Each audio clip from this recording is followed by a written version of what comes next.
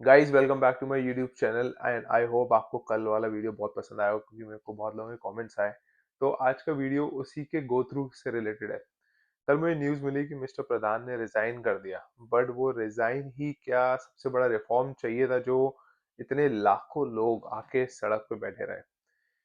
करोड़ों का नुकसान हुआ पब्लिक प्रॉपर्टी का। कितने लोगों का टाइम वेस्ट हुआ, किसी का कॉलेज मिस हुआ, किसी का ऑफिस मिस हुआ, या किसी पुलिस वाले के को चोट लगी, या किसी बच्चों को चोट लगी, बहुत कुछ हुआ। बट एक रिजाइन ने क्या सब चेंज कर दिया? मुझे तो नहीं लगता। जो एजुकेशनल रिफॉर्म मैं सोच रहा था कि आ जाएगा, वो कुछ भी नहीं आया। वो तो बस एक रिजाइन हो गया और प्रोटेस्ट खत्म हो गया, सब लोग अपने घर चले गए। तो इसमें इतना इन लोगों ने किया क्या? आप खुद सोचो। सिर्फ एक रिजाइन के पीछे ये 10 दिन बैठे रहे और एक ने 26 दिन तक स्ट्राइक करी, हंगर स्ट्राइक, वो भी क्यों? बस एक रिजाइन के लिए। प्रोटेस्ट किस चीज का होना चाहिए? प्रोटेस्ट होना चाहिए एजुकेशनल रिफॉर्म की, हर एक जने को इक्वल एजुकेशन मिलनी चाहिए। तो आज का टॉपिक है रिजर्वेशन से रिलेटेड।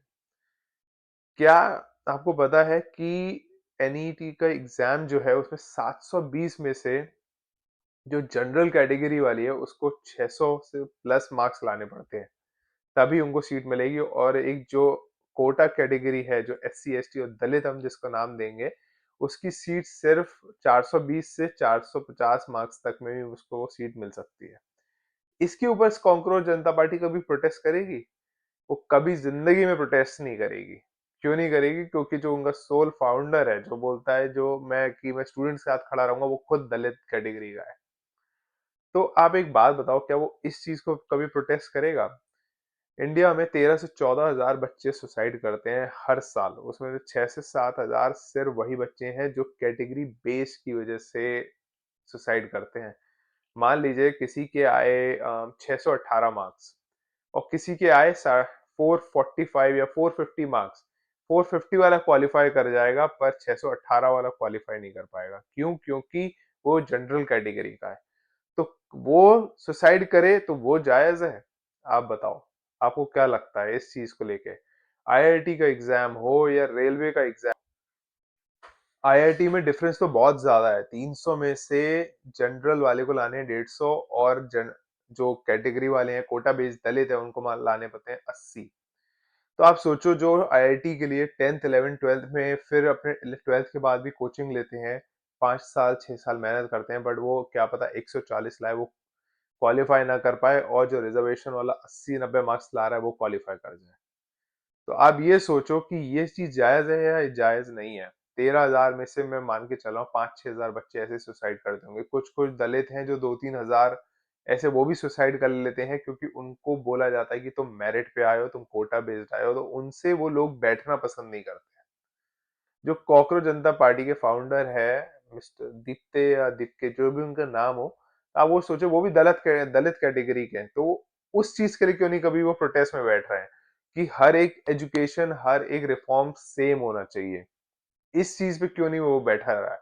वो सिर्फ एक रेजिग्नेशन के लिए उसने इतना नुकसान करा दिया पब्लिक प्रॉपर्टी का, लोगों का टाइम का, और गवर्नमेंट से लड़ाई हुई, बहुत चीजें हुई, पर चेंज क्या आया? चेंज तो कुछ भी नहीं आया।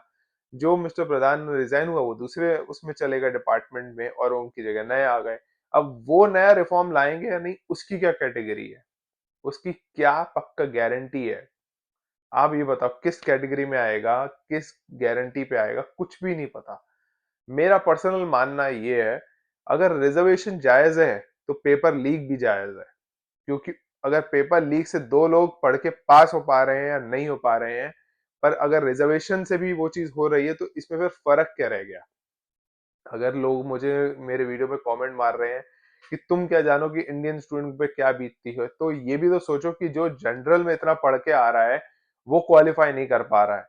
अगर मान लीजिए 610 वाला पेपर लीक करवाता है और वो उसकी क्वालिफाइंग 620 है, और जो कोटा वाला है उसकी क्वालिफाइंग 450 से 480 है, तो उसने पेपर लीक करा दिया, तो उसमें गलत क्या किया फिर? अगर इक्वल करना है तो हर एक चीज को इक्वल करो, मार्क्स इक्वल करो, जो भी मेरिट होगा वो सब इक्वल करो, या मेरिट को तुम हटा दो। हर एक चीज जायज होनी चाहिए फिर। अगर आप पेपर लीक पे इतना 10 दिन 20 दिन तक धरना डाल के बैठ गए, तो इस चीज पे भी धरना डालो भाई। क्योंकि फिर ऐसे फिर कोई फायदा नहीं है कि तुम एक सिलेक्टिव बेस पे सिर्फ 20 लोगों की डेथ के लिए, जो उन्होंने डेथ बोलेंगे, सुसाइड बोलेंगे, उसके लिए आपने धरने पे बैठ गए। तो साल के 5,000 लोग से 6,000 बच्चे सिर्फ इसीलिए सुसाइड करते हैं क्योंकि वो मेरिट की वजह से उनको एडमिशन नहीं मिलता है जो उनको कॉलेज चाहिए था।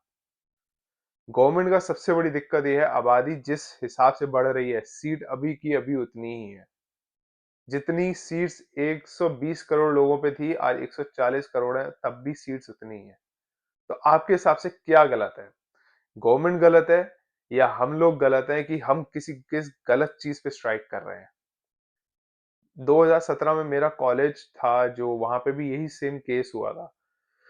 पेपर लीक का नहीं, बट उनकी डिग्री का कुछ इशू हुआ था। हमने स्ट्राइक करी थी, बट हमने स्ट्राइक ये करी थी कि वो college institute of national importance बना जाए, उसके डिग्री वैलिड हुआ है, उसका हमने रेजिग्नेशन, ये सब चीजें नहीं मांगी थी। तो वहां पे जाके रील बनाने से अच्छा अगर आप ये बनाते कि क्या क्या हमें चाहिए अब, वो ज्यादा बेटर होता।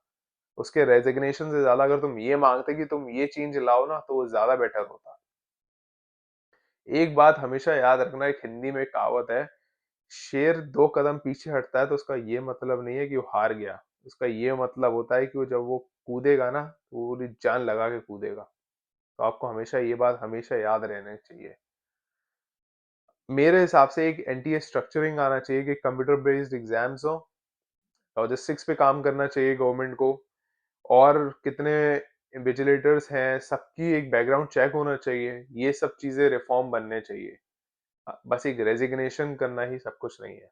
थैंक यू गाइज, आज के ब्लॉग में आप बताना कैसा लगा, और आपके अगर कुछ व्यू पॉइंट हो तो आप वो भी मुझे जरूर बताना। Thank you very much.